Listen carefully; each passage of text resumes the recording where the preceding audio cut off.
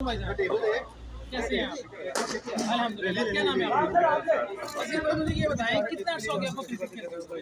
तो करने देना सही है। तो टीम में बैटिंग करते हैं तो बोलिए। गुड। तो मुझे ये बताएं कि जब आप स्पेशली आते हैं इंडोर खेलने के लिए तो आप अपनी जो भी ब्रांड की टेप इस्तेमाल कर रहे हैं वो ज़्यादा देर तक चलती है या नहीं? बस इसी मुश्किल को दूर करने के लिए हम आए हैं। हमजा अपनी क्रिएटिव प्रोजेक्ट जिसका नाम है उसाका। आप इसकी क्वांटिटी चेक कर सकते हैं। अच्छा जब ये स्पेशली क्रिकेट के लिए बनाई गई है। अब सिक्सर क्या है कि कम लागत में ज़्यादा ओवर ज़्यादा प्रैक्टिस, जब ज़्यादा प्रैक्टिस करेंगे तो आप एक अच्छा प्लेयर बनेंगे।